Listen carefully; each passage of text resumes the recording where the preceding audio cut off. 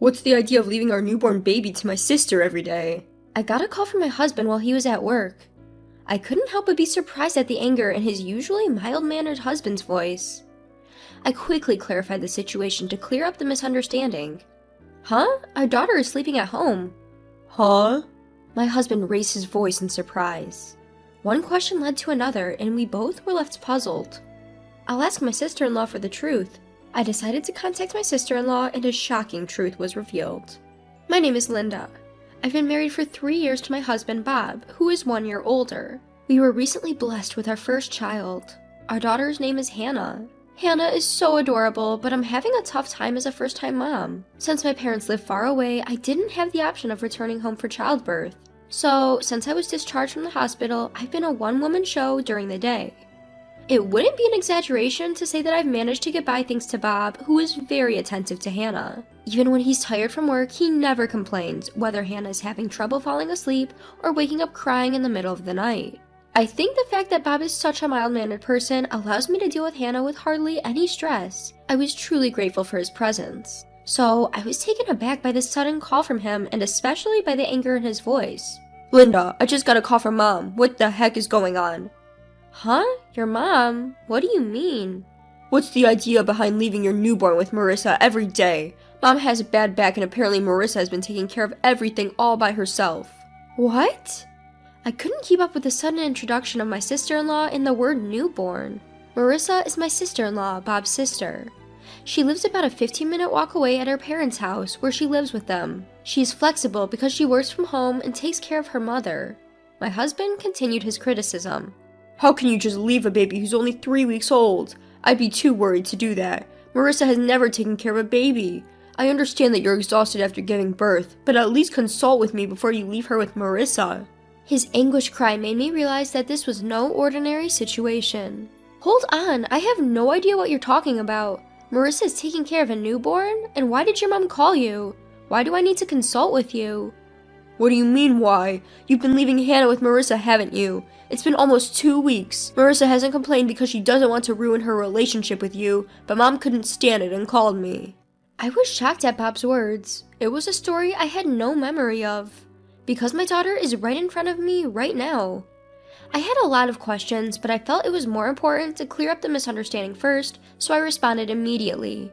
Huh? Our daughter is sleeping at home. She's right in front of me now. Huh? Bob's voice, which had been filled with surprise until a moment ago, raised in astonishment again. What do you mean? I'm as baffled as you are. In fact, I was told it's best not to take newborns out too much, so I haven't really been anywhere besides medical checkups. So, I haven't even been to your family home, and I haven't seen Marissa since she came to visit us after the birth. Huh? Then whose baby is Marissa looking after? I wish I knew. Why would Marissa lie about taking care of my baby? One question just seemed to lead to another. As we both scratched our heads, the chime announcing the end of the lunch break rang over the phone. When I heard the chime, I made a decision. I'm going to reach out to Marissa. I want to understand why she might lie. If she's mistaken and thinks she's taking care of her Hannah, that's a real problem. I'll call Mom too, and, Bob paused before apologizing. Sorry for doubting you. I was just so worried about Hannah. It's okay, you were worried for Hannah, right? Besides, when I told you she's right here, you didn't question it, you believed me. After ending the call, I immediately dialed my sister-in-law's number. Marissa, it's been a while. Do you have a minute? There's something I want to ask. Linda, I have something to say too. Bob and Marissa are close in age. That's why Marissa, despite my sister-in-law, is the same age as me. Marissa and I have always gotten along well since I was dating Bob. We even used to go out together. So, I couldn't help but wonder why she hadn't mentioned anything about the situation to me. I couldn't understand why she would lie like that. Well, this is a good time. I just heard from Bob, Marissa. What do you mean you're looking after Hannah? I've never left Hannah with anyone. Huh? Following Marissa's surprised voice, I could hear a baby crying. Apparently, she is indeed caring for a baby. Listening to Marissa's voice, I had a hunch. Marissa wasn't lying. She truly believed she was caring for Hannah. To clear up Marissa's misunderstanding, I started to explain the situation. Hannah's right here with me, sleeping soundly. I really don't understand what's going on, but how did you end up with a baby, Marissa? And why did you think the baby was Hannah? Marissa responded to my question. Last week, Dad just dropped a baby off with me. He said Linda seems to be having a tough time on her own, so you should help her with her baby. My father-in-law? I couldn't help but raise my voice at this astonishing revelation. Then, Marissa dropped another bombshell. Yeah, I was so scared because I've never cared for a baby.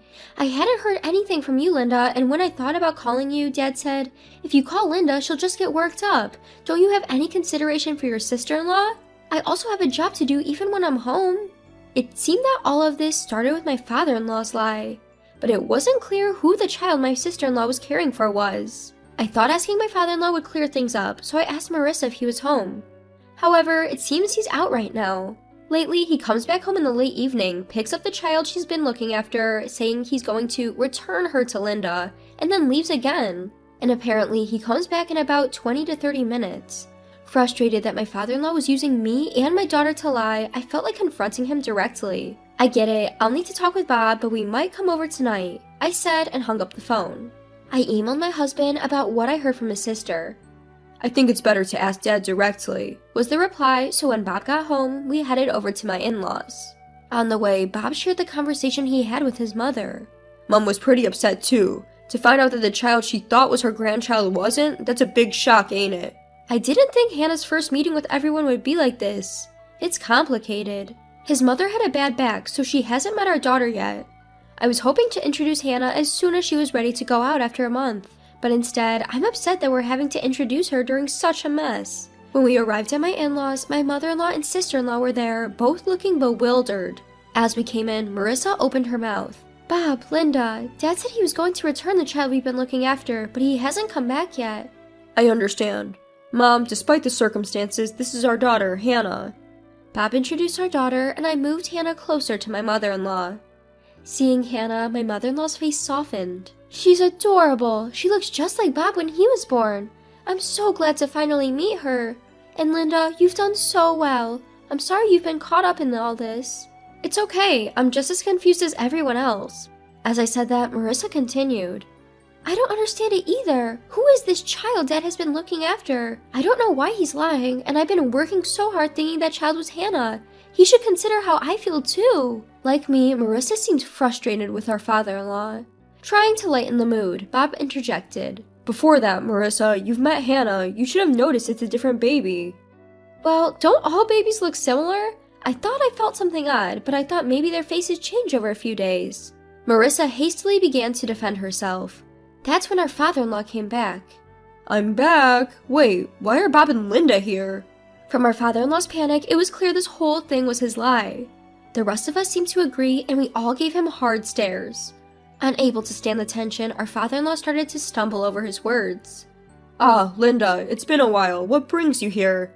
Did you leave something here? Marissa, what are you doing? I told you to check for forgotten items. I was furious at our father-in-law for using me and my daughter's names to lie and then blaming Marissa. I subconsciously gripped my daughter tighter. Both my husband and my sister-in-law seemed to feel the same way, their fists shaking with tension.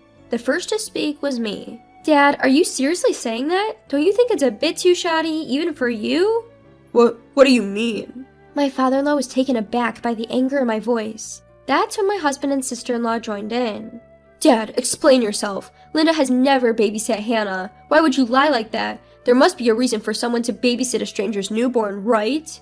That's right. You tricked me into babysitting. Who is that child? I'm scared even if it's my brother's child, let alone a stranger's. I won't do it again. Do you have any idea how much this has set back my work? With the two of them firing off at high speed, our father-in-law was at a loss for words. While the three of us were glaring at him, wanting to know the truth, my mother-in-law was different. She turned pale, muttering, "No way, you're not still involved with her." At my mother-in-law's words, my husband, sister-in-law, and I were stunned. My father-in-law was breaking out in a cold sweat. What do you mean? Even now, he was trying to play dumb, but my usually gentle husband had had enough. Dad, cut the crap. You've been playing dumb this whole time. You think you can get away with this? We know you've been lying about everything. Just tell the truth. Wait, Bob, calm down. Dad, you've been using Linda and Hannah to cover up your lies, and you owe Marissa an apology. Taking care of a newborn is a big responsibility, even if it's your own child. Imagine how stressful it must have been for Marissa, who's never even raised a child before. Once he started, my husband couldn't stop. Despite everything our father-in-law was saying, my husband didn't let up. Perhaps realizing he couldn't avoid it any longer, my father-in-law sighed softly. And then he confessed to the unbelievable truth. That child is mine. At our father-in-law's words, my husband lost all of his momentum, his mouth hanging open in shock. Marissa and I were also stunned into silence. The one who broke the silence was my mother-in-law. Her voice was trembling and her eyes were wet. I knew it, you're still involved with her. I was a fool to forgive you back then. Back then? My husband asked, confused. In response to his question, our father-in-law's face turned even paler. Ignoring him, my mother-in-law started explaining. He had an affair. It was around the time you two were getting married, so about 3 years ago? He promised me he would never do it again, so I forgave him. But now, that's why I thought Hannah looked a bit like Bob. She's his blood after all. I thought she was my real grandchild. Unable to hold back any longer, my mother-in-law started to cry. Seeing her like this, I could feel my anger towards my father-in-law rising. My husband regained his momentum and started to lash out at our father-in-law. You're the worst, Dad. You didn't just lie to us, you betrayed Mom twice. How could you do such a thing? I can't believe that a person like you is our father. Bob's shout was followed by Marissa. What do you mean by my child? Are you kidding me? You had a child with your mistress and left it with me? I can't believe it. How can you calmly do such a thing? It's too disgusting. I don't want to see your face ever again. Despite the harsh words from his own children, father-in-law just chuckled and said, Calm down. There's nothing we can do about what's already happened. The mistress didn't want to marry me or anything like that. She just didn't have any money, so she had to work. In the meantime, I had to take care of the child. I couldn't bear the sight of my father-in-law laughing and saying these words. Stop it, you worthless man. What you did isn't a laughing matter. A person has been born. Do you understand the gravity of that at your age? When I, who had been silent all along, raised my voice, my father-in-law seemed to lose his footing and fell on his rear end right there, but no one offered to help. Instead, Bob and Marissa started hurling insults. You shitty old man, you're no longer our father. I can't stand you physically. I don't want to see your face ever again. Even when confronted by their words, my father-in-law still tried to brush it off, saying, Don't say things like that. Seeing this, my mother-in-law sighed dramatically and glared at my father-in-law. I don't have the confidence to keep up with someone like you anymore. Let's get divorced.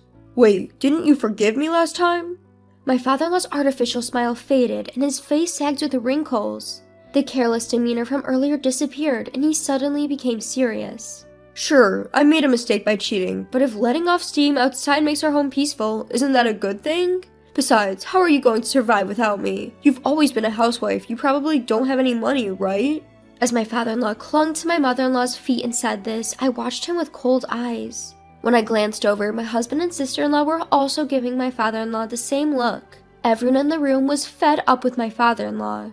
My sister-in-law shouted out with anger, I'll take care of Mom, so we'll be fine without you. How are you planning to live? You've always relied on Mom for everything from meals to laundry. Are you sure you'll be okay on your own now? Marissa's words clearly upset my father-in-law. He looked at my mother-in-law with pleading eyes. You wouldn't abandon me, would you? We've been together for decades. You can't imagine life without me, can you? However, my father-in-law's hopes were quickly dashed. My mother-in-law shook off his arm that was clinging to her leg. Stop joking. How much do you need to belittle people to be satisfied? Who do you think wants to be with a cheater? I'm going to divorce you right now. If you like her so much, why don't you go be with your mistress? What? Wait, let's talk. We can work it out. That woman was just a fling. The only one I love is you. My father-in-law, clinging to my mother-in-law, is once again the target of my sister-in-law's angry voice. Enough! Talking to someone who has no intention of reflecting on their actions is pointless. We're leaving this place soon. Of course, Mom is coming with us. Until we're gone, Dad, you better not come home. I never want to see your face again. Now scram! With that, Marissa tries to forcefully usher my father-in-law outside. Even then, my father-in-law didn't budge, so ultimately, Bob had to physically drag him out. Please wait. Give me another chance. Just one more. My father-in-law was shouting this until the end, but no one paid any attention. Afterwards, as Marissa had predicted, my father-in-law's life became a mess, unable to do even basic chores.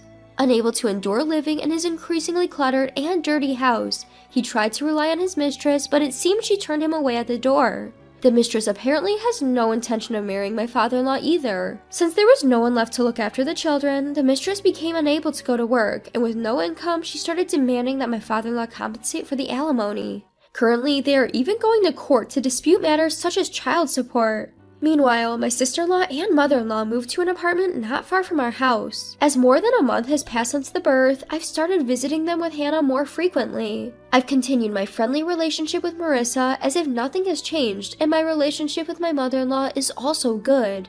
From now on, I plan to do my best to raise my daughter with the help of my husband, my sister-in-law, and my mother-in-law.